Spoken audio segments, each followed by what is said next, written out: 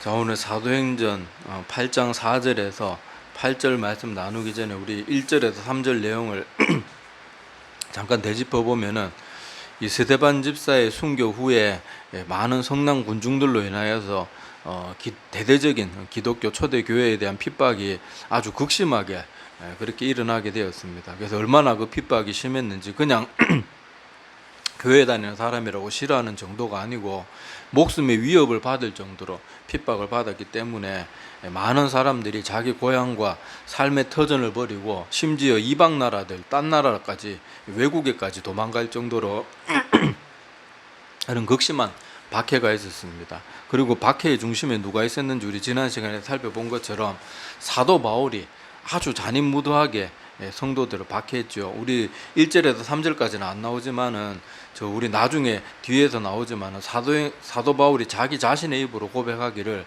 성도들을 많이 잡아가지고 옥에 가두기도 하고 심지어 모독하게 하는 말을 하기까지 했다, 그렇게 표현하면서 이 사도 바울이 살기등등한 모습으로 기독교인들을 얼마나 철저하게 핍박했는지, 그것도 지난 시간에 우리가 그렇게 살펴보았습니다. 그래서 사도 바울의 교훈을 통해서 우리가 기억해야 될 것은 우리가 성경을 많이 아는 건 정말로 중요하지만, 성경을 많이 아는 것으로 하나님을 알지 못하면 오히려 그 지식이 더 독이 되는 경우가 많습니다. 그 대표적인 예가 오늘 사도 바울이고, 바리새인들, 서기관들, 대제사장들도 성경 말씀은 많이 알았지만은 성경 말씀을 통해서 하나님을 알지 못하니까 오히려 그 지식이 하나님을 대적하는 일에 그렇게 쓰이게 되는 것을 우리가 또 지난 시간 그렇게 살펴보았습니다. 그래서 제가 자주 말씀드리는 것처럼 우리는 성경 정말 많이 봐야 됩니다. 성경 박사가 되도록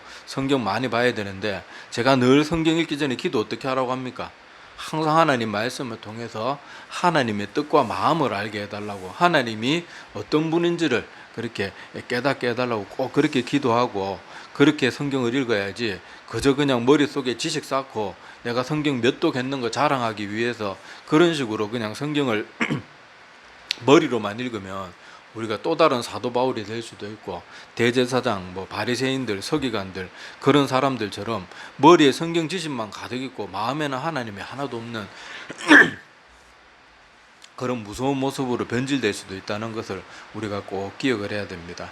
자, 오늘 이제 4절부터 이렇게 오늘 말씀을 보면요, 자, 사도 바울을 주축으로 한 기독교의 대대적인 탄압으로 인해 가지고 그리스도인들은 이곳 저곳으로 결국 도망 다니게 됩니다. 그래서 4절에 보면, 자, 그 흩어진 사람들이, 여기 말한 흩어진, 그러니까 핍박을 피해서 여기저기 많은 곳으로 흩어지게 되었습니다. 단순히 이 동네에서 옆 동네 정도로 간 게 아니고, 아까도 제가 말씀드린 것처럼 이방 나라로, 외국으로 도망할 정도로 그렇게 멀리 피해간 사람들도 많이 있었습니다. 자, 그런데 오늘 이 사도행전 8장 4절 이하의 내용이 우리가 전도 집회나 이런 거 할 때 자주 이 성경 본문으로 이 목회자들이나 이런 분들이 설교할 때 잘못 가르쳐지고 있는 내용이 있는데, 그게 좀 자꾸 생각이 나가지고 이 시간 한번 바로 잡고 그렇게 넘어가야 될 것 같습니다. 자, 우리 이 부분이 그동안 어떻게 잘못 교회에서 많이 가르쳐져 왔는가 하면은, 자, 이 초대교회 성도들이 핍박받은 이유가 보통 이렇게들 많이 말을 하는 걸 들어봤을 거예요. 초대교회 성도들이 전도는 안 하고 자기들끼리 구원받았다고 맨날 성찬이나 나누고 자기들끼리 그냥 모여서 그렇게 하다가 하나님이 진노하셔가지고 쳐서 그렇게 어쩔 수 없이 곳곳으로 흩어지게 되었고 그래서 그 흩어진 사람들이 복음을 전하게 되었다, 이런 식으로 제가 어렸을 때부터 그런 식으로 굉장히 이 본문을 많이 들었는데, 성경, 여러분들 앞으로 저하고 사도행전을 계속 살펴보겠지만은 그런 뉘앙스는 성경에 전혀 없어요.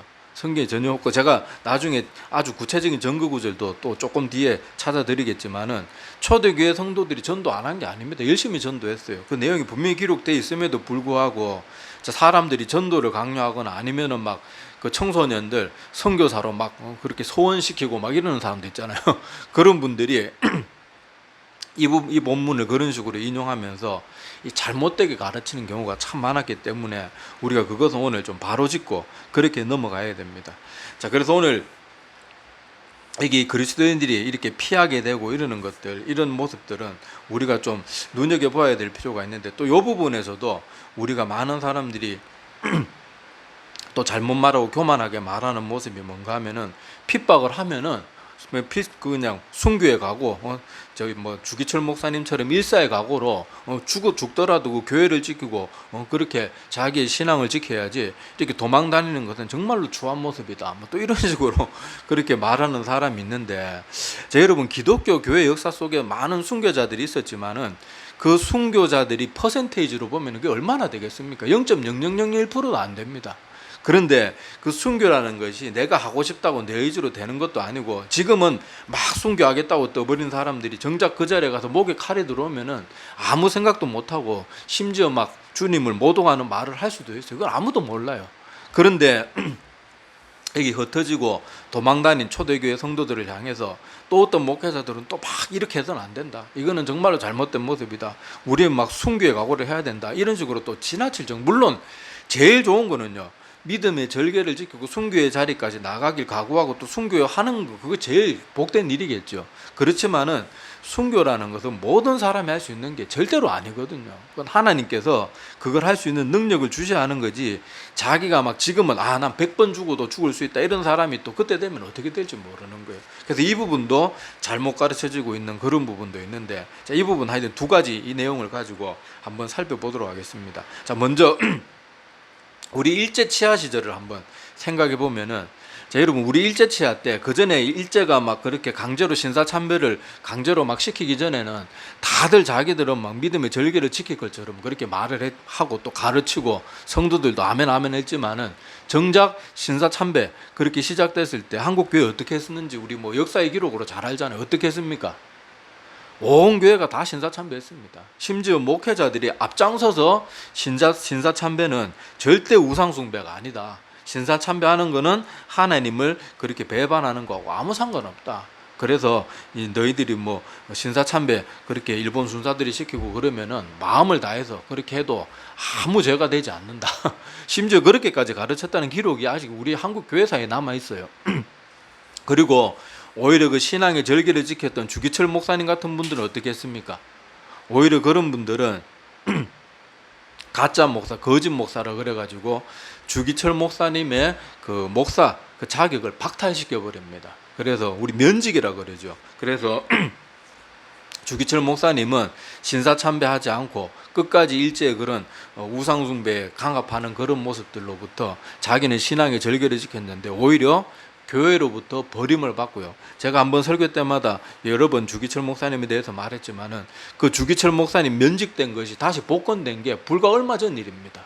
불과 몇십 년밖에 안 되는 그런 부끄러운 그런 모습을 가지고 있는 것이 우리 한국교회의 모습이거든요. 그런데 우리가 그것을 보면서 뭐 나는 막 순교, 여기 막 초대교회 성도들이 핍박을 피해서 도망갔다, 뭐 순교의 각오라고 거기를 지켜야지 뭐 하는 짓이냐, 이런 말을 할 수 있는 자격이 없고, 우리 오히려 이런 모습들을 보면서요, 우리 스스로를 돌아볼 줄 알아야 돼요. 내가 과연 저런 상황에 처하면, 내가 만약에 일제시대 때 태어났다면 내가 어떤 믿음의 모습을 내가 가질 수 있을까, 그런 것들을 돌아보면서 겸손해지려고 마음을 먹어야지, 자기가 그런 시절 안 겪었다고 자꾸 그렇게 교만한 말을 자꾸 입 밖으로 내고 그런 식으로 막 사람들을 몰아가고 하는 것은 정말로 교만한 모습입니다.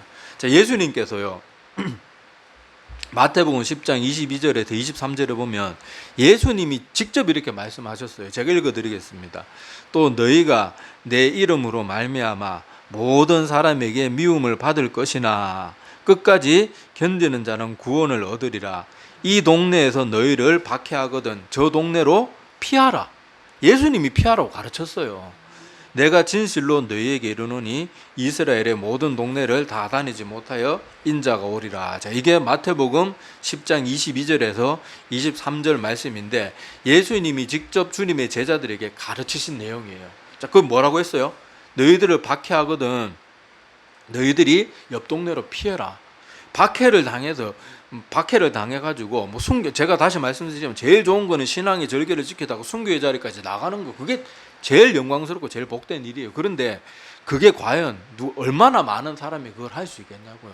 그렇지 못하면은요, 피하는 것도, 이건 예수님께서도 피하라 그랬기 때문에 그걸 막 마치 막 아주 비겁한 사람이고 신앙이 없는 사람으로 그렇게 우리가 생각해서는 절대로 안 된다니까요. 자, 우리 아까 일제 신사참배 그걸 예로 다시 한번 들어봅시다. 자, 어떤 사람들은 자, 순교는 도저히 못하겠고, 자, 그럴 바에는 그냥 신사참배하고 말아야지. 그러고는 자포자기하고 신사참배하는 사람이 있는가 하면은, 자, 어떤 사람은 순교의 자리까지는 도저히 못 나가겠고, 신사참배는 또 죽어도 못하겠고, 그래서 산속으로 도망을 쳐서라도 내가 거기서 풀뿌리를 뽑아먹는 한이, 그래 그걸로 연명하는 한이 있더라도 내가 절대로 우상에겐 절하지 않겠다. 그럼 어느 게 더 낫겠냐고요. 비록 순교의 자리까지 나가지는 못했지만은 자기가 자기의 살던 삶의 터전을 버리고서라도 신앙의 절기를 위해서 도망가는 게 차라리 거기에 순응하면서 사는 것보다 훨씬 낫단 말이에요. 그러니까 우리가 교만한 소리 하지 말고 때로 우리가 큰 핍박의 시간이 우리 살아 생전에 올 수도 있어요. 그럴 때 우리가 핍박을 피해서 도망가는 것도, 순교에 다시 말씀드리지만 제일 좋은 거는 신앙의 절개를 지키다가 순교의 자리까지 나가는 게 제일 영광스럽고 복된 일이에요. 그런데 그거 할 수 있는 사람은 정말로 극히 드물다니까요. 지금 이 시간에도 한국교회 예배드리는 성도들 앞에 전부 총칼 들이대고 막 사람 보는 앞에서 칼로 목을 치면서 너 예수 믿을래 어떻게 할래? 그러면 나 예수님 배반하겠습니다. 그러고 살 사람이 훨씬 많지. 아이고 저는 절대 하나님 못 버리면 이런 사람은 사실 몇 명 안 될 거란 말이에요. 그러니까 우리는 그런 시간들이 오지 않도록, 또 그런 시간이 왔을 때 내 의지를 넘어서서 하나님이 기뻐하시는 선택을 할 수 있도록 힘을 달라고 겸손하게 계속 붙들고 기도해야지. 자기는 그런 일 안 당했다고 여기에 초대교회 성도들 막 비겁한 성도들이라고 그렇게 막 폄하해서 말하고 막 그러는 것들은요, 굉장히 교만한 짓입니다. 이건 딴 거 모르겠으면 우리 한국교회 신사참배 때 그 역사 기록을 찾아보라니까요. 우리나라 모든 성도들 거의 대부분이 주기철 목사님과 몇몇 정말로 목숨 건 몇몇 사역자들 외에, 몇몇 성도들 외에는요 다 신사참배 다 했어요. 지금이라고 오히려 지금 이 시대에 만약에 똑같은 일이 일어나면은 그때보다 오히려 더 많은 사람이 더 많이 부끄러운 모습을 보일 거란 말이죠. 그러니까 우리가 이런 것들을 보면서 초대교회 성도들을 우리가 폄하하고 욕하고 막 그렇게 조롱할 게 아니고 우리 자신의 믿음을 점검해 보는 것이 정말로 중요합니다. 자, 그리고 또 하나 잘못 가르쳐지고 있는 것이, 이 초대교회 성도들이 복음은 전하지 않고 맨날 자기들끼리 그 초대교회에 모여가지고 맨날 성찬회나 나누고 그러니까 하나님께서 화가 나셔가지고 이 백성들을 강제로라도 여기저기 흩어져가지고 복음 전하게 하시려고 그렇게 치셨다. 이런 말 제가 많이 들었어요. 여러 번 듣고 제가 사역자가 되어서도 이런 집회 저런 집회 다니면 이런 식으로 설교하는 분들을 제가 여러 봤습니다. 자, 그런데 이게 과연 맞는 말일까요? 자, 사도행전 우리 그동안 앞에서 이미 살펴봤어요. 그리고 답이 앞에 나와 있었습니다. 자, 사도행전 5장 42절을 이제 나중에 여러분들이 한번 예배 끝나고 한번 찾아보시면은요, 거기 분명히 이렇게 되어 있습니다. 사도행전 5장 42절인데 제가 읽어드릴게요. 자, 그들이 날마다 성전에 있든지 집에 있든지 예수는 그리스도라고 가르치기와 뭐하기를? 전도하기를 그치지 아니하니라. 자, 여기 보니까 전도도 어떻게 했대요? 그냥 막 기분 내키만 하는 게 아니고 전도하기를 그치지 않을 정도로 열심히 전도했다고 분명히 성경에 기록하고 있는데 우리 맨날 뭐라고 이 부분 해석해요? 초대교회 성도들이 전도는 안 하고 맨날 저들끼리 모여가지고 성찬회는 안 하고 그러고 있으니까 하나님께서 화가 나셔가지고 치셨다. 그렇게 해서라도 복음을 전하게 하도록 하나님께서 진노의 손길을 내리셨다. 뻑하면 그런 식으로 하는데, 자, 오늘 말씀 보니까 어때요? 전혀. 그리고 만약에 그게 정말 사실이라 그러면 성경에 어떤 기록이 있겠어요? 하나님께서 왜 이렇게 핍박을 받고 이렇게 흩어지게 하셨는지 그 교훈을 분명히 기록으로 남겼을 거란 말이에요. 근데 여러분 성경을 눈 씻고 찾아봐도 사도행전에 초대교회 성도들이 이렇게 흩어지게 된 이유들에 대해서 설명도 안 하고 있지만은 이들이 뭐 복음은 제대로 전하지 않고 자기들끼리 호의호식 하니까 하나님께서 치셨다, 이런 거는요 뉘앙스조차도 없어요. 뉘앙스 힌트조차도 없습니다. 그러니까 우리가 하나님의 말씀을 볼 때 자꾸 우리 편한 대로 해석하고 자기 어떤 주장을 관철시키기 위해 가지고 성경을 요렇게 저렇게 멋대로 인용하고 조립하고 뭐 그러는 식으로 하는 거, 그것이 정말로 무섭고 두려운 일이 될 수 있다는 것을 우리는 꼭 기억을 해야 됩니다.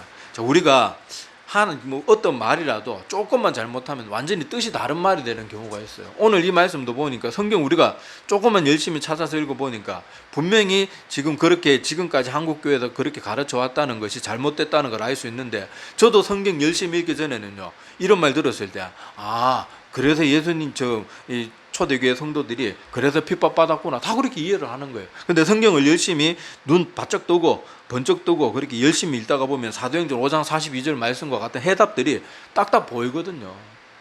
그러니까 우리가 하나님의 말씀 읽을 때는 정말로 특정 구절, 제가 그런 얘기도 여러 번 드렸잖아요. 성경 읽을 때는 그동안 내가 들었던 모든 것을 다 내려놓고 읽으려고 애를 써야 된다, 그런 말씀 드린 것처럼 이런 식으로 많이 주워 들은 그것을 가지고 이 본문을 읽으면 자꾸 그런 식으로 알고 있다고요. 그런데 성경에는 분명히 초대교회 성도들은 이미 핍박을 받기 전에도 가르치기와 전도하기를 쉬지 않았다, 그치지 않았다, 분명히 그렇게 표현하고 있어요.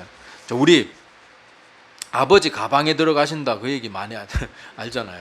자, 그거는 보면요 딱 띄어쓰기 하나가 잘못되니까 아버지가 방에 들어가신대, 방에 들어가신다, 그게 원래 문장인데, 자, 띄어쓰기 하나 딱 잘못해가지고 아버지하고 아버지가 거기 사이에 아버지 다음에 바로 띄어쓰기를 넣고 방하고 아버지 가하고 방하고로 딱 붙였으면 어떻게 돼요? 아버지가 갑자기 뜬금없이 가방에 들어가는 게 되는 거예요. 마찬가지로 우리가 성경을 볼 때도요 자꾸 우리가 좀 실수해서 읽거나 이렇게 잘못하는 거, 제가 매번 이렇게 우리가 그동안 잘못 이해하고 있었고 잘못 가르침을 받아왔던 거, 이런 것들 제가 나오면은 꼭 짚어드리는데, 이걸 절대 가볍게 듣지 마시라고요. 우리가 별거 아닌 실수 하나 때문에 아버지가 방에 들어가는데 아버지가 가방에 들어가는 걸로 그렇게 전혀 다른 뜻으로 이해할 수 있는 그런 일들이 분명히 있다니까요. 여러분, 이단들이 어디 하나님 말씀 그 사람들도 어떻게 보면 기존 교회들보다 성경 공부를 더 열심히 하는데, 걔들도 뭘로 공부합니까? 우리하고 똑같은 성경으로 공부해요. 그런데도 걔들은 어떤 식으로 성경을 해석하는가 하면은 아버지가 방에 들어가신다로 가르치는 게 아니고 아버지 가방에 들어가신다, 지들 필요한 것만 뽑아가지고 찾아 쓰고 자기들한테 유익한 말들만 자꾸 사람들한테 가르치고, 성경 전체의 내용은 자꾸 뭐 제대로 가르치지 않고 맨날 그 뭐 짝풀이 이런 것들, 중요한 것들, 자기들 그 교리를 세우는데 중요한 말들 앞뒤 내용 다 띄고 그런 것들만 자꾸 가르치니까 똑같은 성경을 가지고 하나님의 말씀을 배우는데 우리는 오직 삼위일체 하나님만 믿습니다, 이렇게 신앙 고백하는데, 어떤 데서는 이만희가 하나님입니다, 문선명이 하나님입니다, 그리고 지들 지 입으로 뭐 우리는 절대 안 죽습니다 그래놓고는 안상홍이도 죽고 나서도 근데 또 그걸 믿고 있는 거예요.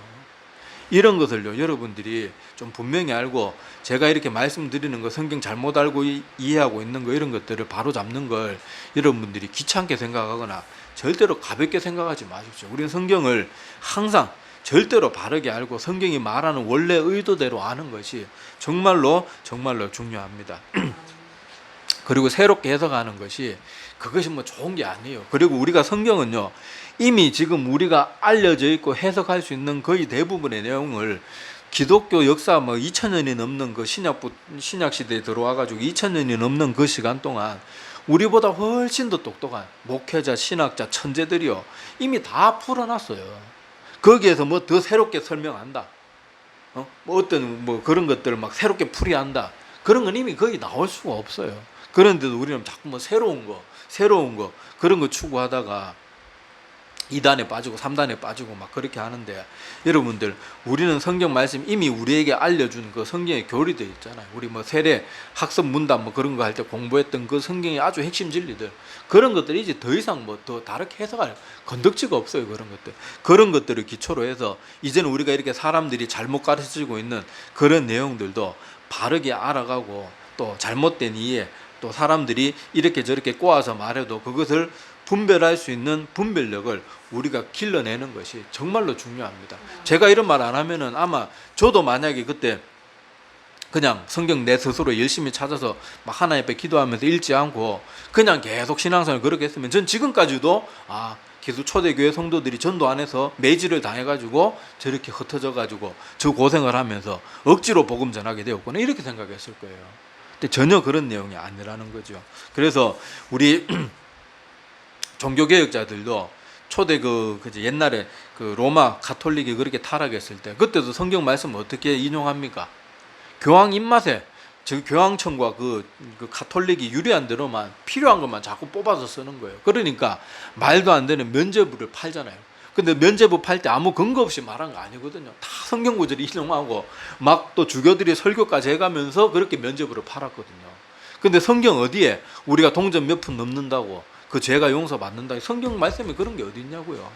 근데 우리가 말씀 열심히 읽지 않고 그런 사람들이 필요한 구절만 뽑아가지고 앞뒤 내용 다 생략하고 필요한 내용만 그렇게 해가지고 말씀을 전하면 우리 거기에 혹하고 넘어갈 수밖에 없다는 것을 꼭 기억해야 됩니다. 그래서 종교개혁자들이 제가 자주 말씀드리는 것처럼 종교개혁자들은 성경이 가라는 곳까지 가고 성경이 멈추라는 곳에서 멈춘다. 그래서 성경을 유일한 우리의 신앙의 그렇게 권위로 삼고 또 성경에서 아니라고 하는 것은 아무리 사람들이 그럴듯한 말로 아무리 교황이 또 아무리 대단한 신학자나 그때 당시 뭐 로마 가톨릭에도 위대한 신학자들이 많았지만 그들이 뭐라고 말해도 성경이 아니라면 아니고 성경이 맞다 그러면은 루터처럼 목숨을 걸더라도 거기를 가는 것이 종교개혁자들이 했던 일들입니다. 그래서 우리가 이것을 꼭 기억하면서 하여튼 하나님 말씀 가운데 늘 깨어있는 그런 우리들의 모습이 되기를 바랍니다. 자, 그 다음에 우리 이어지는 내용은 이 복음이 전해지면서 많은 사람들에게 또 하나님의 권능과 기적이 나타나고 이러는 모습들이 있었고 또 하나님께서는 이 그리스도인들이 핍박을 당해가지고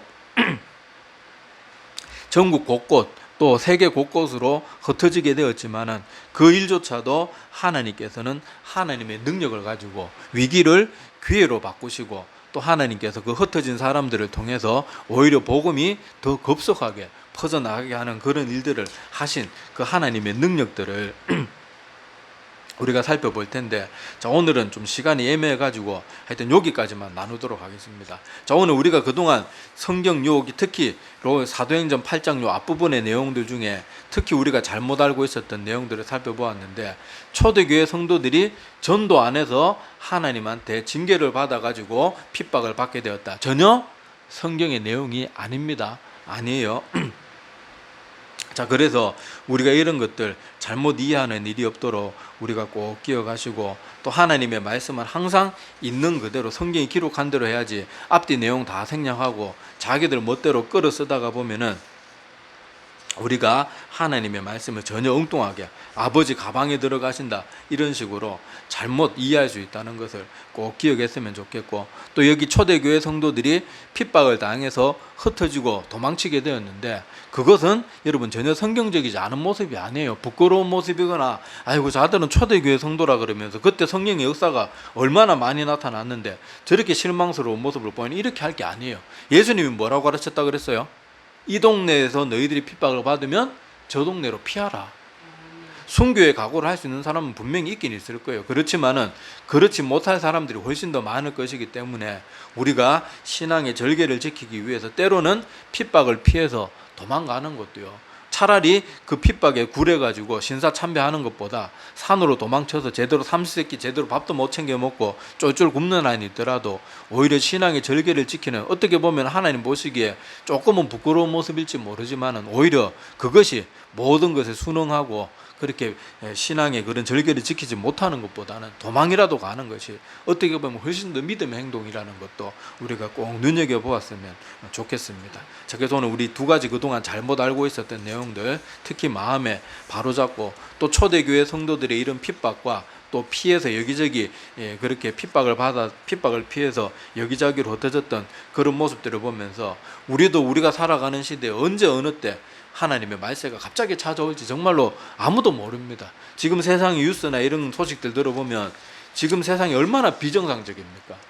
언제 어느 때 우리가 이런 일을 당할지 모르기 때문에 우리가 이런 말씀 볼 때마다 두려운 마음으로 내 자신을 겸손하게 돌아보고 그렇게 초대교회 성도들을 무서워할 게 아니고, 우리가 만약에 저것과 똑같은 상황 가운데 내가 만약에 일제시대 때 내가 만약에 초대교회 저 자리에 내가 있었다면 나는 어땠을까? 그런 것들을 생각해 보면은 분명히 두렵고 우려스러운 모습이 우리들 가운데 분명히 있을 거예요. 그것을 기억하면서 하나님한테 더욱더 힘을 달라고, 더욱더 굳건하고 담대한 믿음을 달라고 이렇게 기도하며 나아가는 우리들이 되기를 바랍니다. 예, 기도드리겠습니다.